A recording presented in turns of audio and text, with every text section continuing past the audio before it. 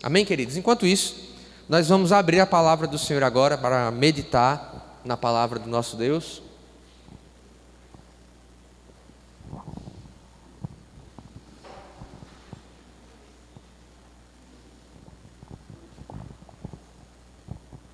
Nós vamos abrir em Isaías capítulo 55.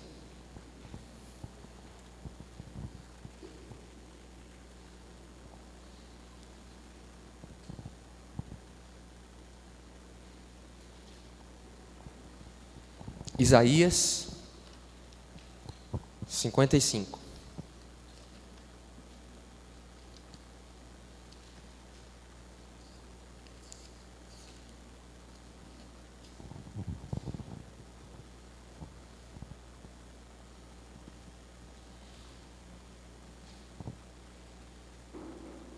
Nós vamos ler todo o capítulo, amém? Em nome de Jesus. Isaías 55.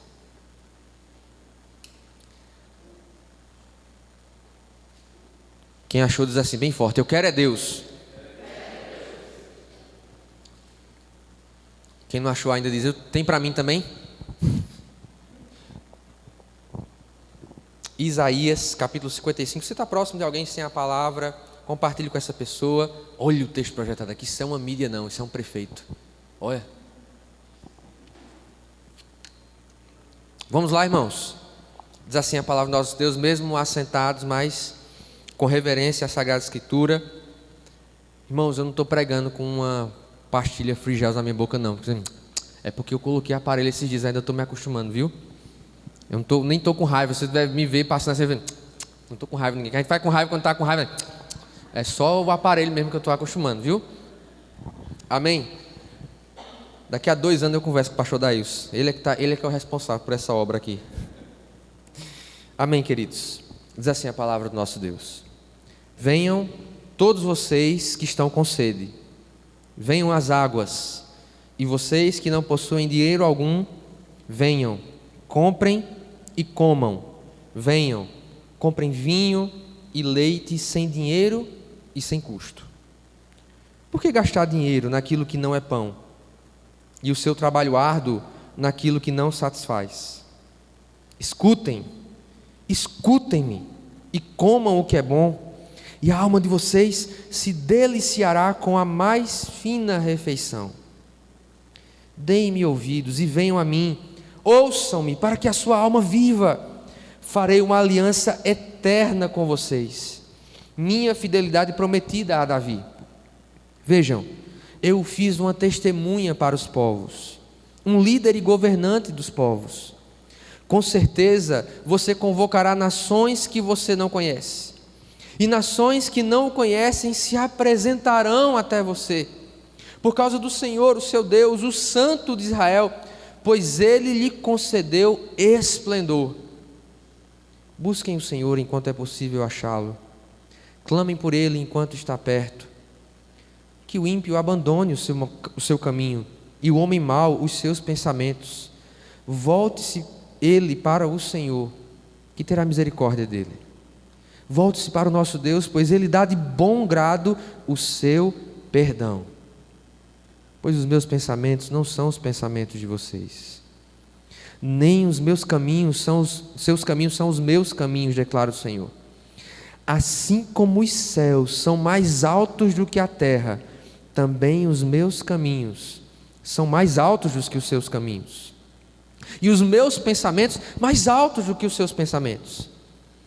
Assim como a chuva e a neve descem dos céus e não voltam para eles, sem regarem a terra e fazerem-na brotar e florescer, para ela produzir semente para o semeador e pão para o que come, assim também ocorre com a palavra que sai da minha boca.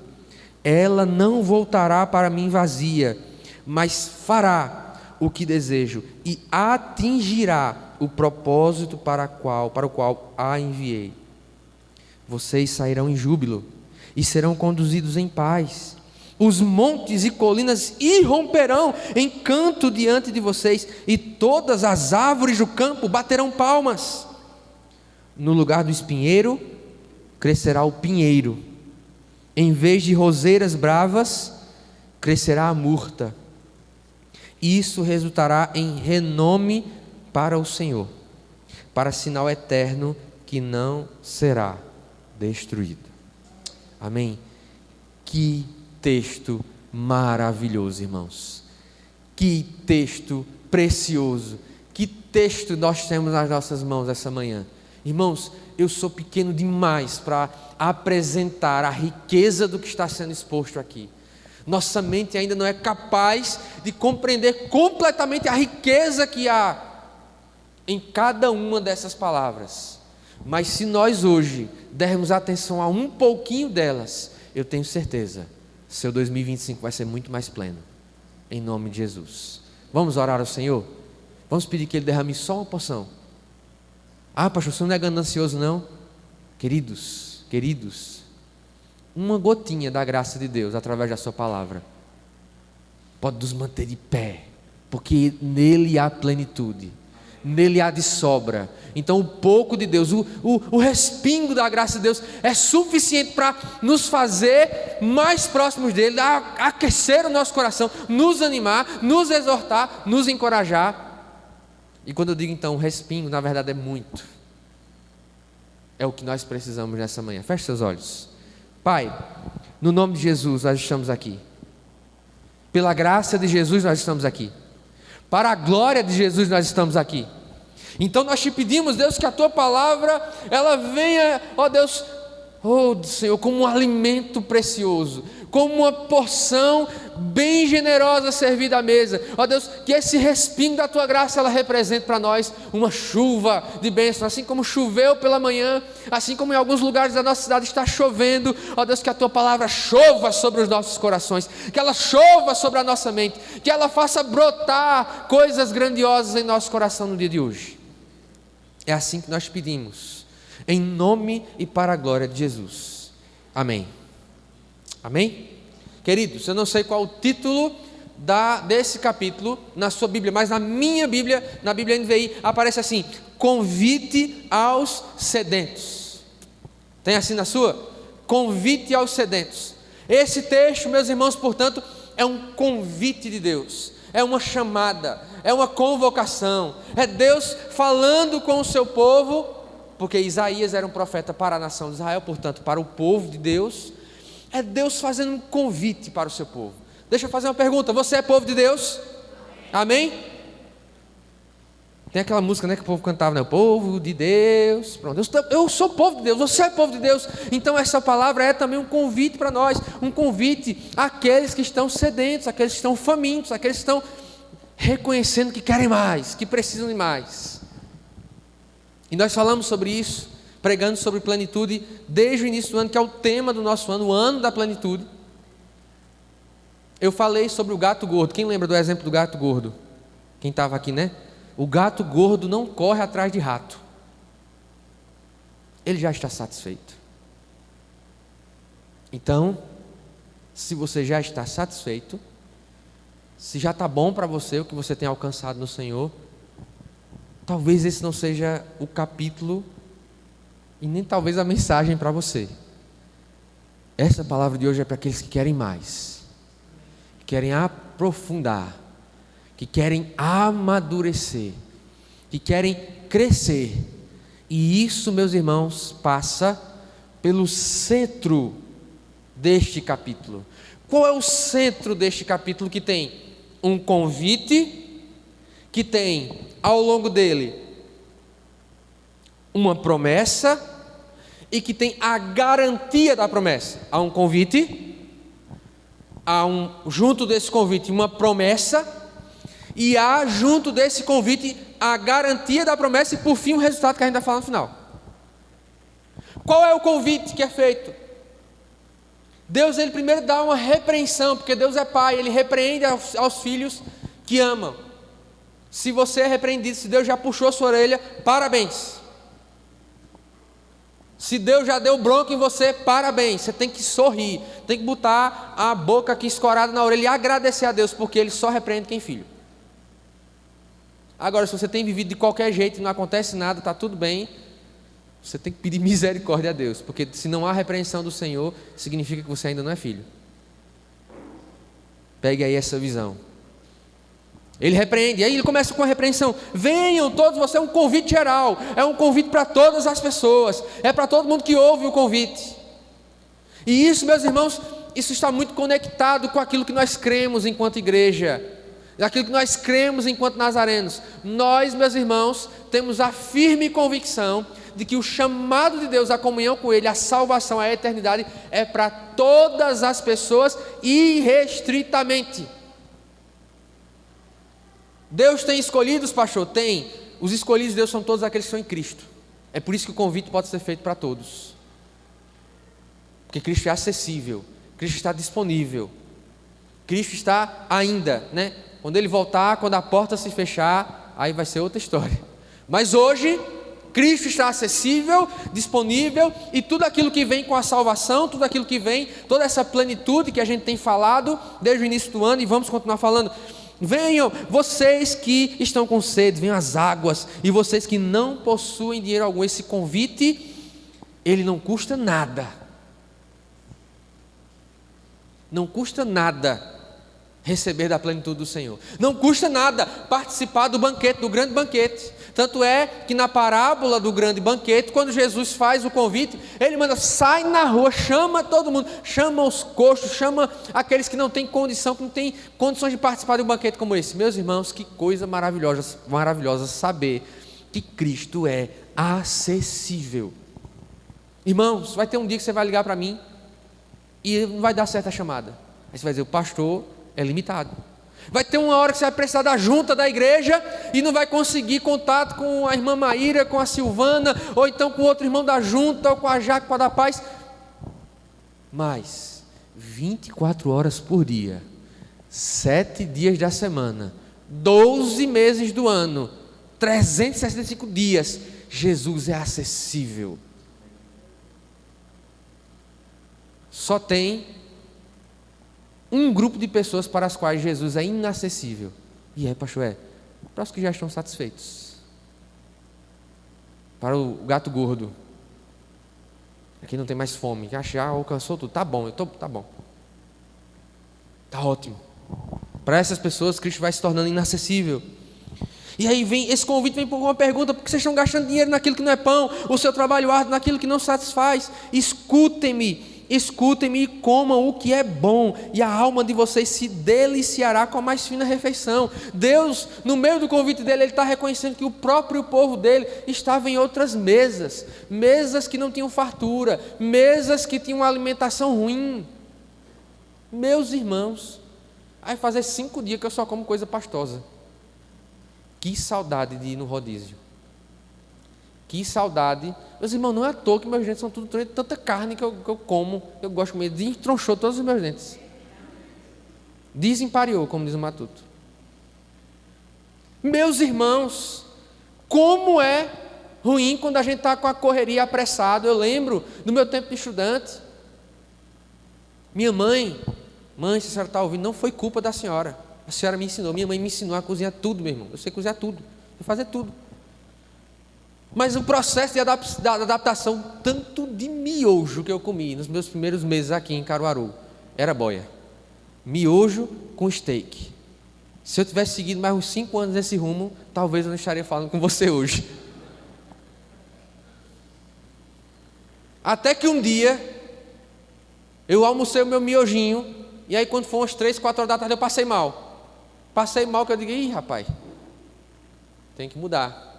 Tem que parar com essa preguiça e tem que aprender a cozinhar. Inclusive homens, cadê os homens daqui? Opa! Homens, aprendam a cozinhar. Pelo menos um cuscuz, né? Um feijãozinho. Ah, pastor, mas eu esqueço de colocar sal. Já esqueci muitas vezes, irmão. Já explodi panela. Mas eu sei fazer feijão. Porque ficam os homens tudo encostados. Aí quando a esposa precisa, né? Por alguma questão de saúde ou de um tratamento. Ou porque a esposa não está... Vou pedir no iFood. Pode pedir no iFood também. Mas aprenda a cozinhar, irmão. Um negocinho diferente assim. Eu ainda tenho que aprender algumas coisas. Sobremesa, principalmente. Se eu fizer um bolo hoje, eu consigo trocar ele e colocar como step do meu carro. tranquilamente, porque às vezes que eu tentei deu errado, mas eu consigo sobreviver, irmãos, em nome de Jesus. Mas queridos, em quais mesas você tem se sentado? Tem gente que está empanturrado de miojo, aí chega aqui no rodízio espiritual, numa mesa farta, e a pessoa está enfastiada, até porque o tempero do miojo deixa você enjoado. Quais mesas você tem sentado, meu irmão? Será que você tem desprezado o convite de Deus a uma mesa plena e assentado em outras mesas? Gasta o seu tempo com outras mesas, gasta o seu trabalho, o seu suor. Os coaches têm uma besteira hoje. Se fosse só uma era bom, né?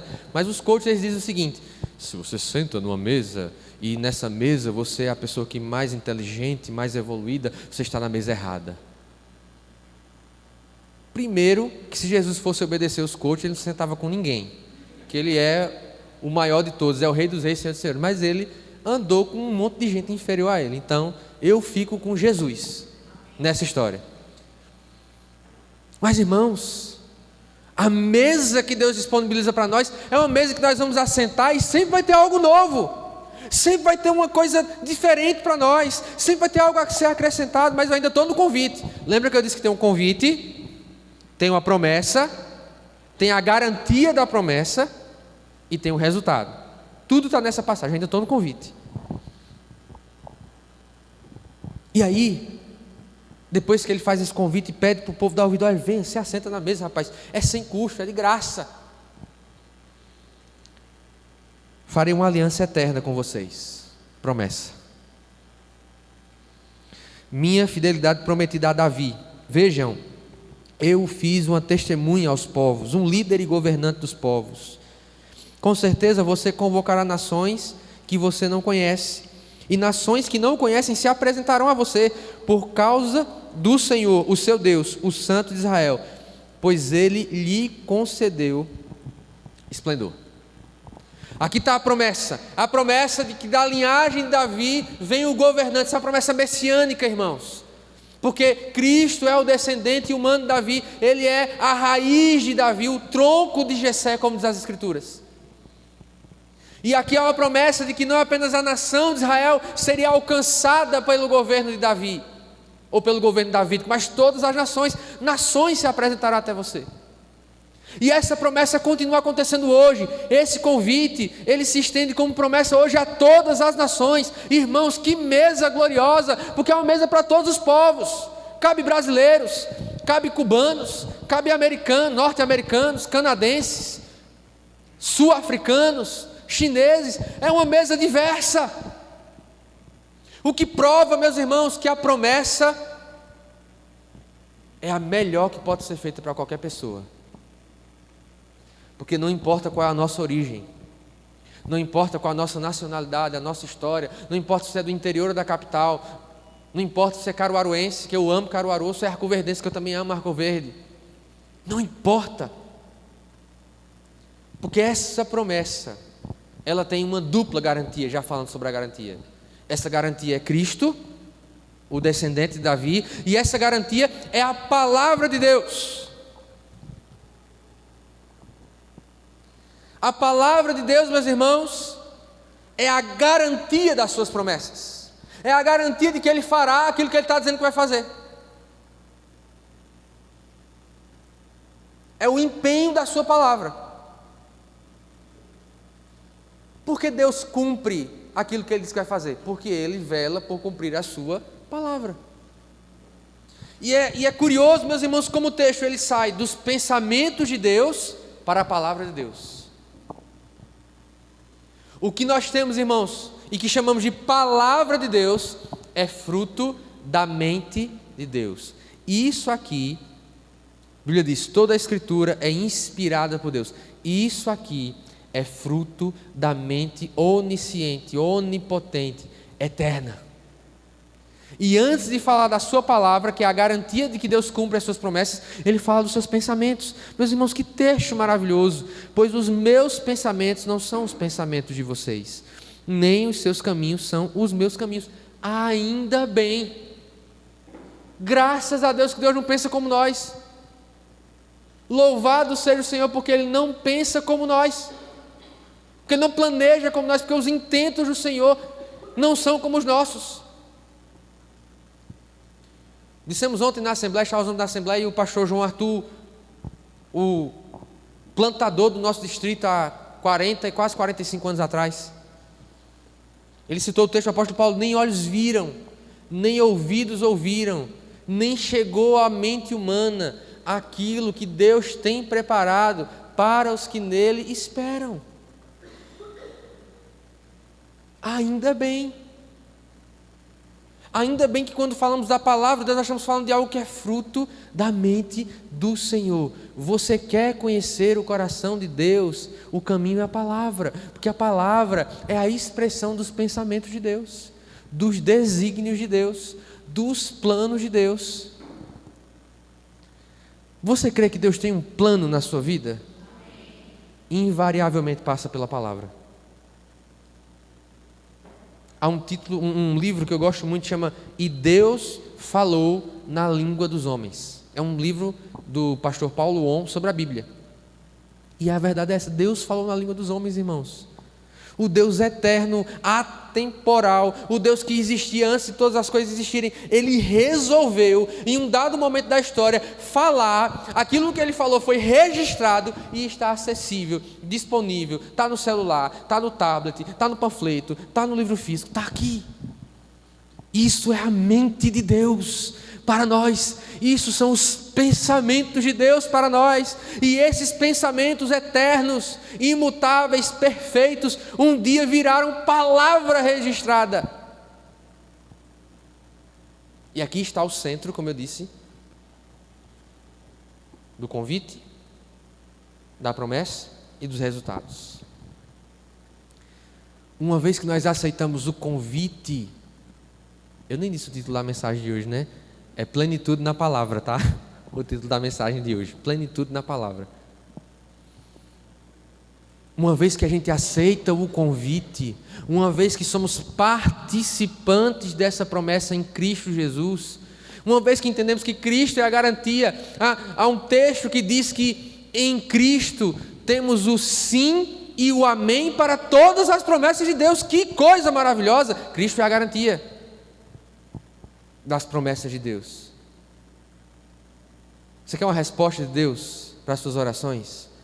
Ela passa por Cristo, porque Cristo é o sim e o amém de todas as promessas de Deus para nós. E aí, vejam, irmãos, assim como os céus, versículo 9, são mais altos do que a terra, também os meus caminhos são mais altos do que os seus caminhos, e os meus pensamentos mais altos do que os seus pensamentos. Não há comparação, não há medida para os pensamentos de Deus em comparação com os nossos, para os planos. É por isso que o apóstolo Paulo diz em Romanos 11: ó profundidade da riqueza, da sabedoria e do conhecimento de Deus! Quão insondáveis são os seus caminhos e quão impenetráveis são os seus juízos. Quem, pois, conheceu a mente do Senhor? Ou quem foi o seu conselheiro? Quem primeiro deu a ele para que lhe fosse restituído? Porque dele, por meio dele e para ele são todas as coisas. Você tem nas suas mãos, irmãos, o fruto dos pensamentos do Senhor. Irmãos, quando eu paro para pensar nisso, eu fico até assombrado, como diz o nordestino.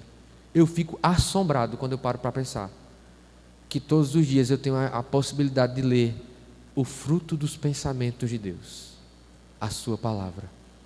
É por isso que Moisés, lá em Deuteronômio, quando ele termina de dar todos os mandamentos para o Senhor, se não me falha a memória, Deuteronômio capítulo 32, ele diz: estas palavras que eu digo a vocês não são simples palavras, elas são a sua vida. Porque nem só de pão viverá o homem, mas de toda palavra que sai da boca de Deus.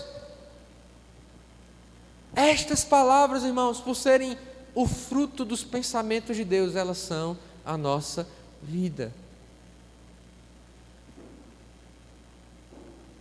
para todos aqueles que aceitaram o convite. Agora, eu quero que você olhe para como Deus passa dos pensamentos à palavra e como Deus descreve a sua própria palavra. Versículo 10: assim como a chuva e a neve descem dos céus e não voltam para eles sem regarem a terra e fazerem-na brotar e florescer, para ela produzir semente para o semeador e pão para o que come, assim também ocorre com a palavra que sai da minha boca. Ela não voltará para mim vazia, mas fará o desejo e atingirá o propósito para o qual a enviei. Pense nesse processo agora.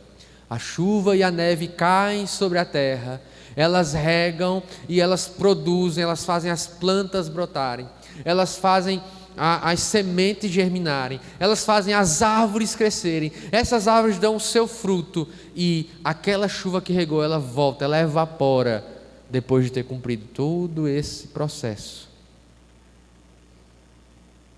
Grave uma coisa hoje, irmão: a palavra de Deus vai cumprir o propósito dela, sempre. Sempre. A palavra de Deus sempre cumprirá o seu propósito. Quando a gente está gostando da palavra, ela cumpre o propósito. Porque a gente gosta muito, né, das promessas, dos salmos, mas quando ela confronta, ela também está cumprindo o seu propósito. Tem chuva que vem para regar e tem chuva que vem para acabar com tudo, irmão. Cumprindo o seu propósito. A palavra de Deus sempre irá cumprir o seu propósito, que o propósito pertence a Deus, não é nosso. O propósito para o qual Deus envia a palavra é dele, sai dele e volta para ele. Agora, você vai dizer assim: pastor, tem solos que recebem a chuva e que não germinam. Tem solos que recebem a chuva e nasce erva daninha, nasce mato, nasce espinho, nasce coisa que não presta. Isso porque, irmãos, a palavra de Deus, por cumprir o propósito do Senhor, ela é capaz de revelar o que há naquele solo. Ela é capaz de revelar qual é a saúde daquele solo. Então a palavra de Deus que é lançada, que é colocada por Deus, ela encontra corações diferentes. Você está me entendendo? Ela encontra pessoas, ela encontra mentes, ela encontra corações diferentes. E o que brota também em alguma medida tem a ver com o solo que recebe, assim como na parábola do semeador. Você serve a Deus há 6 meses, 1 ano, 2 anos, 15, 30, e tem sido, ao longo do seu tempo de cristão, tem sido exposto à palavra. A palavra é pregada para você, é ensinada para você, você lê a palavra, e ela está cumprindo o propósito de Deus. Agora, uma vez que ela volta, o que foi que brotou? Na minha caminhada com Deus só teve mato até agora. Trabalhe esse solo, filho. Coloca um adubozinho aí. Comece a escavar, para que da próxima vez que você receber a palavra, alguma coisa melhor seja gerada. Você está entendendo, meu irmão? Deus, Ele vai sempre cumprir a sua palavra, porque mesmo naqueles que nasce nada, mesmo naquele que nasce, a palavra de Deus está sendo cumprida. Deus fez o passo principal, Deus executou aquilo que era principal, Ele está lançando, Ele está expondo a palavra.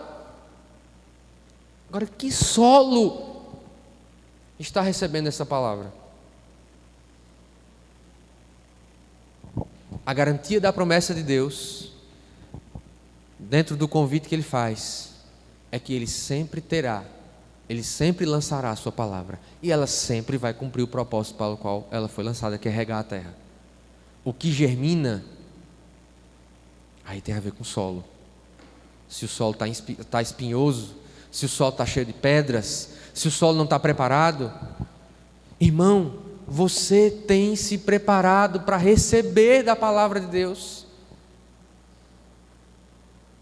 Você tem adubado, né? Tem aquela música que fala, né?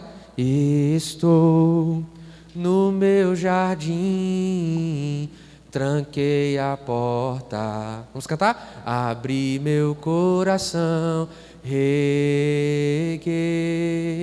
minhas raízes com minhas lágrimas, gotas de adoração. Senhor, não quero que os meus olhos percam brilho do primeiro amor por ti. Não quero que em mim se perca o desejo de te adorar. Vamos, vem, Senhor. Vem, Senhor, e me resgata todos os dias, só pra te adorar. Quero ser teu bom perfume, primeira essência, jardim particular.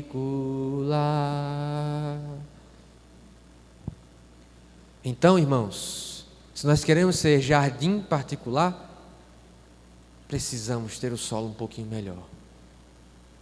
Meu irmão, alguém aqui já capinou um lote ou já cavou um alicerce na sua vida? Alguém aqui já teve essa maravilhosa oportunidade de limpar um terreno?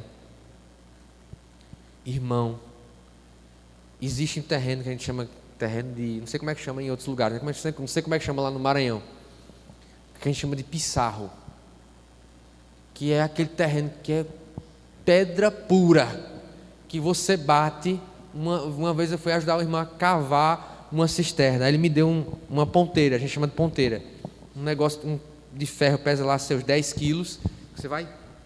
Meu irmão, eu lembro que nesse dia eu dei umas 10 batidas com a ponteira num tora de pedra que tinha assim, e a pedra não saía do lugar. Eu disse, meu Deus, o que foi que eu arrumei para a minha vida? Por que eu disse que eu vinha para cá hoje?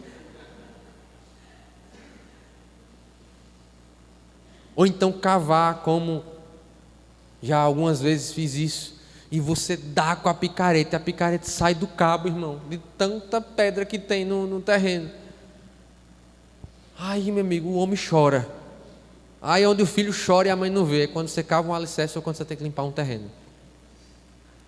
Muita gente precisando, né, que está muito assim, ai meu Deus, você entrega uma enxada na mão dele assim, diga, vai ali capinar um lote. A pessoa está gastando a energia com besteira, com coisa boba. Aí uma enxada, o sol de meio-dia e um lote para capinar, de pissarro. Passa tudo isso, irmão, com uma facilidade que só você vendo. Irmãos, há corações que são terreno de pissarro. A chuva não passa 5 centímetros. Que é pedra, coração duro, coração resistente. E quantas vezes Israel não teve esse coração resistente? Deus dizendo para eles, olha, até quando? Se hoje vocês ouvirem a voz do Senhor, não endureçam o vosso coração. Há pessoas que não têm vivido a plenitude de Deus a partir da palavra, com essa garantia que é a palavra de Deus, porque não tem um terreno preparado. E isso ninguém vai fazer por você. O pastor não pode preparar por você. O Papa não pode fazer isso por você. Ninguém pode fazer isso por você. É só você entendendo o tamanho desse convite, o tamanho dessa promessa, a garantia maravilhosa de que os pensamentos de Deus estão aqui registrados para nós. Só no dia que você tiver revelação do que isso significa, você vai dizer, eu preciso ter um solo melhor, eu preciso ter um solo onde a palavra de Deus ela cumpre completamente o propósito de ser algo frutífero. E aí, meu irmão, as pessoas vão falar com você no trabalho, Elas vão te encontrar na faculdade, elas vão te encontrar na casa, nos momentos familiares. E vai ter um pouquinho mais de fruto. Não vai ter só murmuração, não vai ter só briga, não vai ter só lamento. Você vai ter algo, você vai ser uma árvore plantada junto a ribeiros de águas, como diz o Salmo 1, e você vai ter fruto para entregar. Você vai ter fruto para entregar, irmão. Lá na casa dos meus pais tinha um pé de acerola, que ele dava acerola umas 5 vezes no ano. A gente abusava de tomar suco de acerola. E a vitamina C, primeira. Irmãos, se nós não vivenciarmos esse processo, não frutificarmos, a gente vai estar convivendo com as pessoas, entregando o mesmo que elas entregam para nós. Há crentes que estão nos seus ambientes diversos da vida e estão entregando o mesmo que recebem. Estão num ambiente que todo mundo briga, reclama do patrão e a única coisa que ele faz é a mesma coisa também. Não tem fruto. Não brotou nada. Não gerou nada. Estão na faculdade e o que ele entrega é a mesma coisa que o ímpio entrega, porque não gerou nada. Você está entendendo, irmãos, o que significa plenitude a partir da palavra de Deus? Deus irá cumprir o seu propósito através da palavra dele. Assim como a chuva e a neve descem dos céus e não voltam para ele sem regarem a terra e fazê-la brotar e florescer, para ela produzir semente para o semeador e pão para o que come. A abundância. Quando nós falamos sobre plenitude, estamos falando sobre abundância, completude, integralidade. Porque, irmãos, o mundo, aqueles que ainda não conhecem a Deus, eles precisam do fruto que nós temos produzido. Mas se a gente só tem produzido mato, meu irmão, palha, capim, assim também ocorre com a minha palavra que sai da minha boca, ela não voltará para mim vazia. E qual o resultado? Vocês sairão em júbilo e serão conduzidos em paz, e os montes e colinas irromperão em canto diante de vocês, e todas as árvores do campo baterão palmas. No lugar do espinheiro crescerá o pinheiro, e em vez de roseiras bravas crescerá a murta. Isso resultará em renome para o Senhor, para sinal eterno que não será destruído. O resultado de uma vida plena a partir da palavra é um resultado eterno. Não há plenitude sem o conhecimento, sem um relacionamento profundo, portanto, com a palavra de Deus, que são essas palavras, o fruto da mente do Deus eterno. Eu pergunto para você, será que em 2025 os seus conselhos vão continuar vindo da mente humana?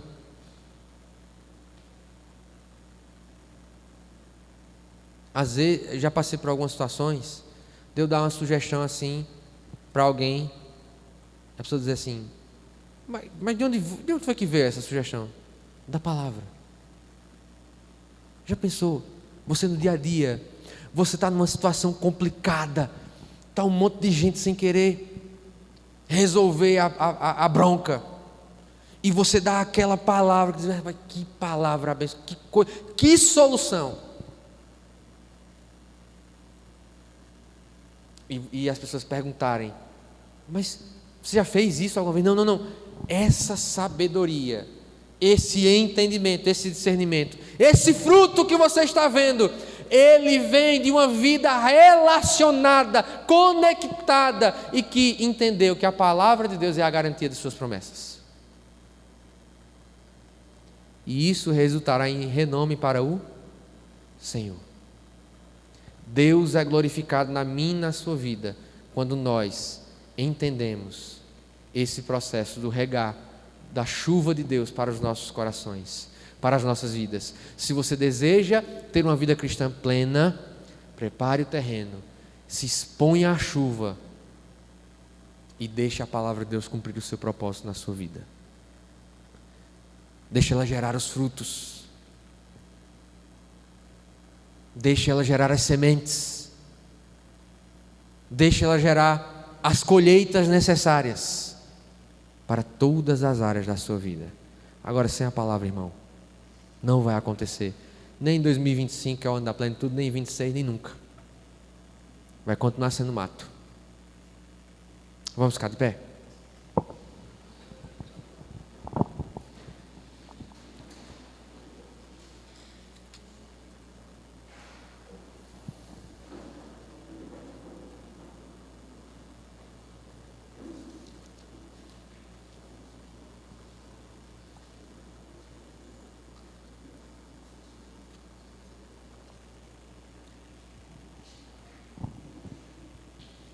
Irmãos,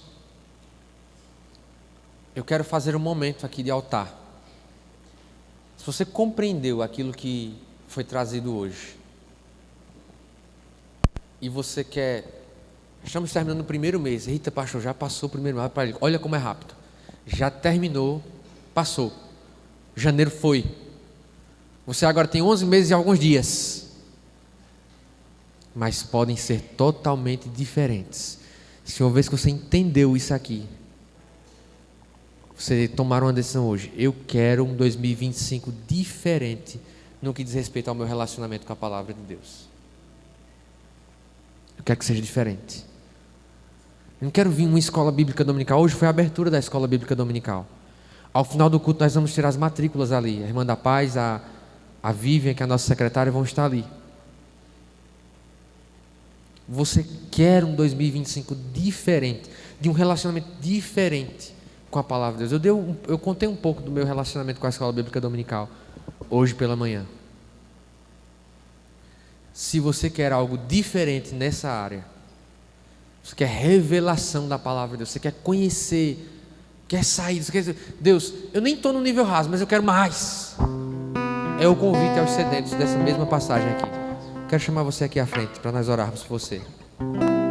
Na verdade, para nós orarmos juntos.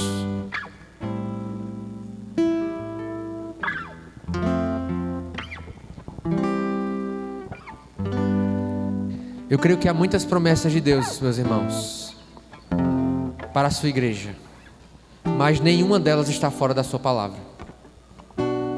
Eu creio que Deus vai realizar grandes coisas aqui, mas elas não serão grandes coisas fora da palavra, são grandes coisas através da palavra do Senhor. Então vamos orar? Como é que eu oro agora, pastor? Você vai dizer: Senhor, eu quero um relacionamento profundo com a tua palavra esse ano. Eu não quero negociar.